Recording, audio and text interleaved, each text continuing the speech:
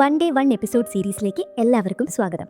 കഴിഞ്ഞ എപ്പിസോഡിലെ ഉദ്വേഗജനകമായ സംഭവങ്ങൾക്ക് ശേഷം നമ്മളിപ്പോൾ എത്തി നിൽക്കുന്നത് മറ്റൊരു നിർണായകമായ കേസിലേക്കാണ്. രാജ്യത്തെ മുഴുവൻ സ്കൂളുകളിലെയും വിദ്യാർത്ഥികൾക്കായി എഡ്യൂക്കേഷണൽ റൈറ്റ്സ് പ്രൊട്ടക്ഷൻ ബ്യൂറോ ഒരു നിർബന്ധിത യൂറിൻ ടെസ്റ്റ് ഏർപ്പെടുത്തുന്നതായാണ് ഈ ഭാഗത്തിന്റെ തുടക്കത്തിൽ വാർത്തകളിൽ കാണിക്കുന്നത്. പ്രമേഹവും വൃക്കസംബന്ധമായ രോഗങ്ങളും മുൻകൂട്ടി കണ്ടെത്താനാണ് ഈ പരിശോധന എന്ന് ബ്യൂറോ പുറമേക്ക് പറയുന്നുണ്ടെങ്കിലും യഥാർത്ഥത്തിൽ സ്കൂളുകളിൽ പടരുന്ന മയക്കുമരുന്നിന്റെ ഉപയോഗം കണ്ടെത്താനാണ് ഈ നീക്കമെന്ന് പലരും സംശയിക്കുന്നു. പരീക്ഷാ സമയം ചൂണ്ടിക്കാട്ടി ചില സ്കൂളുകൾ ഇതിനോട് സഹകരിക്കാൻ വിസമ്മതിക്കുന്നുണ്ട്. അവിടെ നിന്നാണ് നമ്മൾ ഗംഗ്നമിലെ ഏറ്റവും പ്രശസ്തമായ സങ്യോൺ ഹൈസ്കൂളിലേക്ക് എത്തുന്നത്. രാജ്യത്തെ ഏറ്റവും കൂടുതൽ കുട്ടികളെ സിയോൾ നാഷണൽ യൂണിവേഴ്സിറ്റിയുടെ മെഡിക്കൽ കോളേജിലേക്ക് അയക്കുന്ന വിദ്യാലയമാണിത്.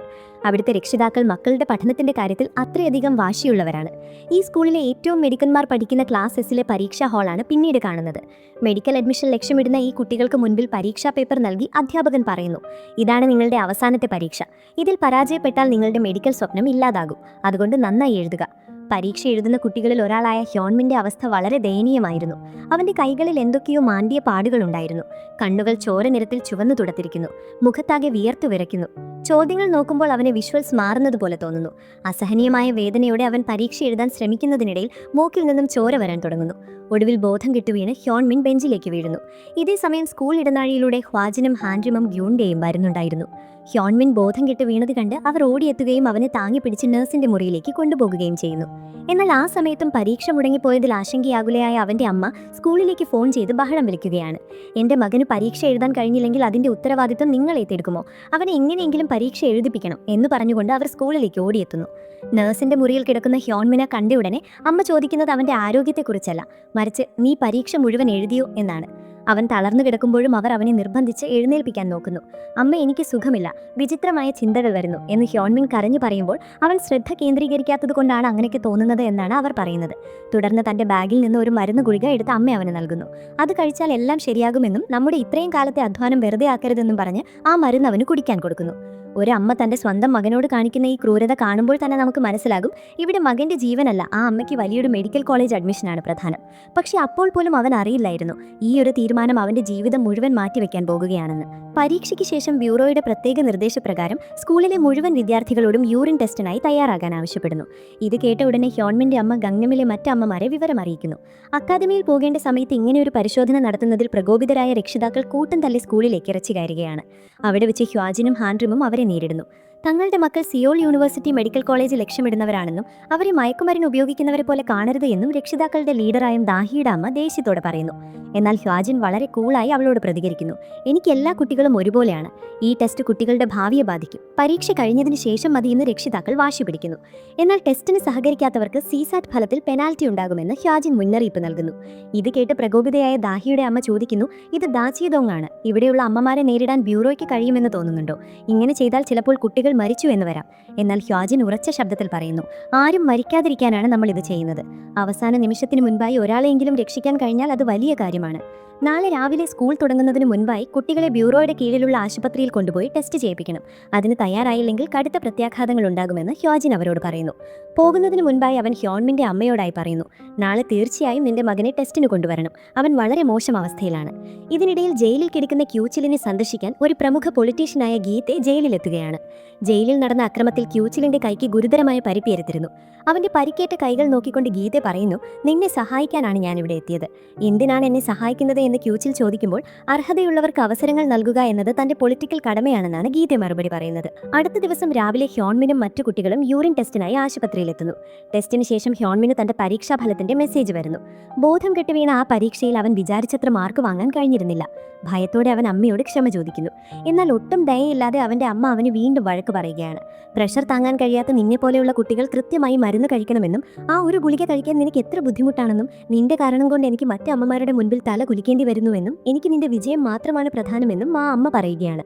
അമ്മയുടെ ഈ വാക്കുകൾ കേട്ട് ഹ്യോൺമിൻ നിസ്സഹായനായിരിക്കുമ്പോൾ ആ അമ്മയെ ഈ രീതിയിലുള്ള അന്ധമായ ആഗ്രഹത്തിലേക്ക് നയിച്ച മുൻകാല സംഭവങ്ങൾ എന്തൊക്കെയാണെന്ന് നമ്മൾ മനസ്സിലാക്കേണ്ടതുണ്ട്. വർഷങ്ങൾക്ക് മുൻപ് ഹ്യോൺമിൻ മിഡിൽ സ്കൂളിൽ പഠിക്കുന്ന സമയത്താണ് അവന്റെ അമ്മ ഗംഗ്നമിലെ ഒരു പ്രമുഖ അഡ്മിഷൻ കൺസൾട്ടന്റിനെ കാണാൻ പോകുന്നത്. എന്നാൽ കൺസൾട്ടന്റ് അവളെ പരിഹസിക്കുകയായിരുന്നു. ഗംഗ്നമിലെ അമ്മമാർ കുട്ടികൾ ജനിക്കുന്ന നിമിഷം മുതൽ 20 വർഷത്തെ പ്ലാൻ തയ്യാറാക്കുമെന്നും മിഡിൽ സ്കൂളിൽ എത്തിയിട്ടും വെറും ഹൈസ്കൂൾ മാത്സ് മാത്രം പഠിക്കുന്ന ഹ്യോൺമിൻ അവരുടെയൊക്കെ ഒപ്പം എത്താൻ ഒട്ടും യോഗ്യനല്ലെന്നും അവർ പറഞ്ഞു.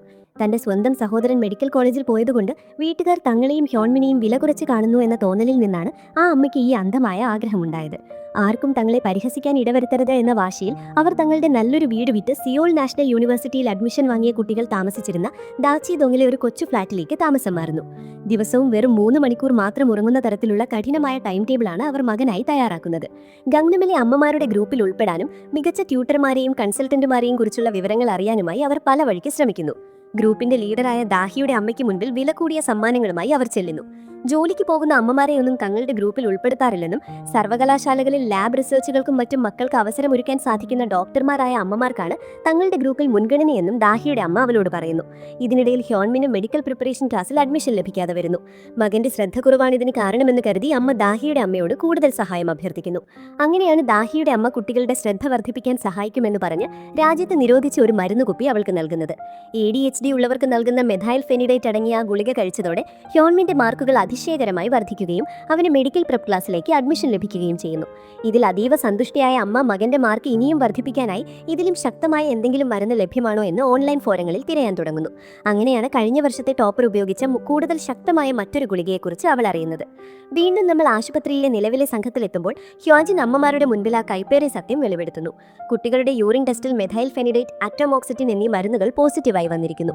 ഡോക്ടറുടെ കുറിപ്പിടിയില്ലാതെ ഈ മരുന്നുകൾ കഴിക്കുന്നത് നാർക്കോട്ടിക് കൺട്രോൾ ആക്ട് പ്രകാരം കടുത്ത കുറ്റകൃത്യമാണെന്നും എല്ലാവർക്കും പോലീസിന്റെ ചോദ്യം ചെയ്യൽ നേരിടേണ്ടി വരുമെന്നും ഹ്യോജിൻ മുന്നറിയിപ്പ് നൽകുന്നു. എന്നാൽ ഇതിനേക്കാളെല്ലാം കഠിനമായിരുന്നു ഹ്യോൺമിന്റെ ടെസ്റ്റ് റിസൾട്ട്. അവന്റെ ശരീരത്തിൽ മെഥൈൽ ഫെനിഡേറ്റ് മരുന്നുകൾക്ക് പുറമെ മാരകമായ അളവിൽ മറ്റൊരു ലഹരി പദാർത്ഥം കൂടി കണ്ടെത്തിയിരുന്നു. ഹൃദയ സംബന്ധമായ രോഗങ്ങൾക്ക് ഉപയോഗിക്കുന്ന മരുന്നിലെ ഈ ഘടകം ഒരു കുട്ടിയുടെ ജീവൻ വരെ എടുക്കാൻ ശേഷിയുള്ളതായിരുന്നു. മകന്റെ ശരീരത്തിൽ അപകടകരമായ രാസവസ്തുക്കളുടെ സാന്നിധ്യം കണ്ടെത്തിയതോടെ ഹ്യോൺമിന്നിനെ രക്ഷിക്കാനായി ഹ്വാജിനും സംഘവും വേഗത്തിൽ അവന്റെ ഫ്ളാറ്റിലേക്ക് തിരിക്കുന്നു. ഈ സമയം വീട്ടിൽ മുറിക്കുള്ളിൽ പൂട്ടിയിട്ടിരുന്ന ഹ്യോൺമിൻ ആ ഉത്തേജക ഗുളികകൾക്കായി ഭ്രാന്തമായി അമ്മയോട് യാചിക്കുകയായിരുന്നു. ആ മരുന്നുകളുടെ പാർശ്വഫലങ്ങൾ കാരണം അവൻ സ്വയം നിയന്ത്രണം നഷ്ടപ്പെട്ട് മുറിക്കുള്ളിൽ അക്രമാസക്തനാകുന്നു. ഹ്വാജനും സംഘവും ഫ്ളാറ്റിന്റെ വാതിക്കൽ എത്തിയെങ്കിലും അമ്മ വാതിൽ തുറക്കാൻ കൂട്ടാക്കിയില്ല.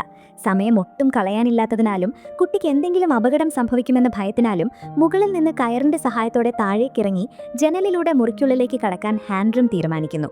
ഇത് വളരെ അപകടമാണെന്ന് ഗ്യുന്തൻ മുന്നറിയിപ്പ് നൽകുന്നുണ്ടെങ്കിലും ഹ്യോൺമിന്നിന്റെ ഗുരുതരമായ അവസ്ഥ കണക്കിലെടുത്ത് അവൾ താഴേക്കിറങ്ങുന്നു.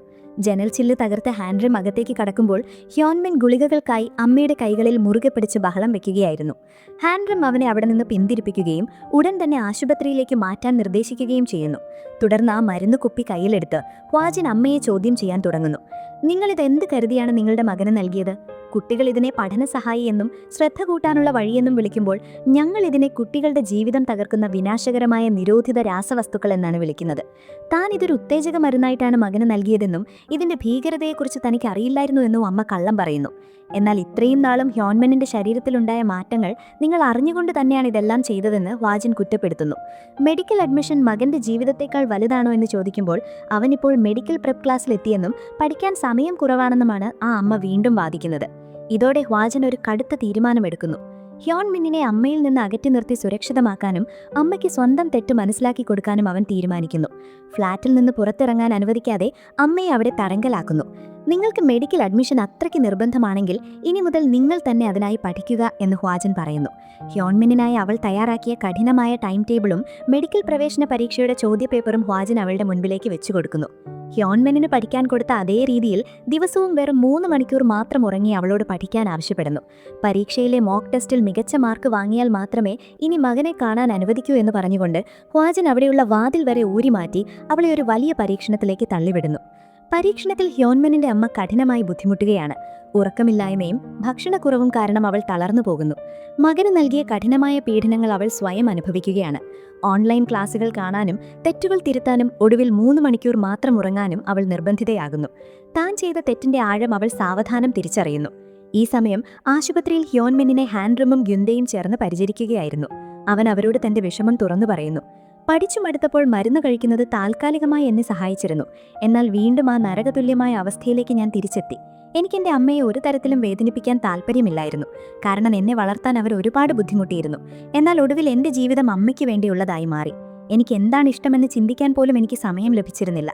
ഇത് കേട്ട് അവൻ അവനെ ആശ്വസിപ്പിക്കുന്നു. നിനക്ക് താല്പര്യമുള്ള കാര്യങ്ങൾ കണ്ടെത്താൻ ഞങ്ങൾ സഹായിക്കാമെന്ന് ഗ്യുന്തെ അവൻ ഉറപ്പു നിൽക്കുന്നു. ഹ്യോൻ മിന്നിനെ അവർ കുട്ടികളുടെ ചിത്രകഥകൾ വായിക്കാൻ പ്രോത്സാഹിപ്പിക്കുന്നു. അവിടെ അവൻ ഫയർ ഫൈറ്റർ പൂച്ചയുടെ കഥയും മറ്റും വായിച്ച് തന്റെ മനസ്സിലെ യഥാർത്ഥ സന്തോഷം കണ്ടെത്താൻ ശ്രമിക്കുന്നു. ഇതിനിടയിൽ മോക്ക് ടെസ്റ്റുകളിൽ വിജയിച്ചതോടെ ഹ്യോൻമിനിന്റെ അമ്മയ്ക്ക് മകനെ കാണാൻ അനുവാദം ലഭിക്കുന്നു. അവൻ കിടക്കുന്ന മുറിയിലേക്ക് ഓടിയെത്തി അവൾ അവനെ കെട്ടിപ്പിടിച്ച് കരയുന്നു. എന്നാൽ ആ സന്തോഷത്തിനിടയിലും അവൾ പഠനത്തെക്കുറിച്ചാണ് സംസാരിക്കുന്നത്. പരീക്ഷകൾ അടുത്തു, പഠനം എങ്ങനെ പോകുന്നു, നിന്റെ ഭാവി തകരരുത്. എന്നാൽ ഹ്യോൻമിൻ ശാന്തമായി അമ്മയോട് പറയുന്നു, ഞാൻ ഈ വർഷം CSAT പരീക്ഷ എഴുതുന്നില്ല, മെഡിക്കൽ കോളേജിലും പോകുന്നില്ല. ഇത് കേട്ട് അമ്മ ഞെട്ടിപ്പോകുന്നു. എന്നാൽ അവൻ വീണ്ടും പറയുന്നു, ഞാനൊരു ഡോക്ടറായില്ലെങ്കിലും അമ്മയുടെ മകൻ തന്നെയാണ്. ഇനി എനിക്ക് വേണ്ടി അമ്മയുടെ ജീവിതം കളയരുത്. അമ്മ അമ്മയ്ക്ക് വേണ്ടി ജീവിക്കണം. ഒടുവിൽ ആ അമ്മയ്ക്ക് തന്റെ തെറ്റുകൾ പൂർണ്ണമായി സമ്മതിക്കേണ്ടി വരുന്നു.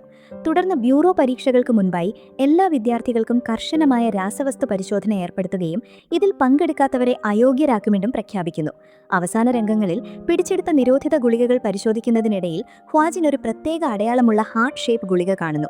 അതിൽ M എന്നും S എന്നും അടയാളപ്പെടുത്തിയിരുന്നു. ഇതവനിൽ മുൻപ് നടന്ന ചില സംഭവങ്ങളുടെ ഓർമ്മകൾ ഉണർത്തുന്നു. ഒപ്പം ജയിലിൽ കഴിയുന്ന ക്യുച്ചിയോളിന്റെ ഫ്ലാഷ് ബാക്ക് രംഗങ്ങളും കാണുന്നു. തനിക്ക് ജയിൽ മോചനം ലഭിച്ചാൽ സ്കൂളിൽ പോകാൻ ആഗ്രഹമുണ്ടെന്ന് അവൻ പറയുന്നുണ്ടായിരുന്നു. എന്നാൽ ഹ്വാജിനിന്റെ മനസ്സിൽ ഒരു ചോദ്യം അവശേഷിക്കുന്നു. തനിക്ക് ക്യുച്ചിയോളിനോട് പൂർണ്ണമായി ക്ഷമിക്കാൻ കഴിയുമോ? പശ്ചാത്തലത്തിൽ ഒരു വാഹനം പോകുന്നതോടെ ഈ എപ്പിസോഡ് ഇവിടെ പൂർണ്ണമാകുന്നു.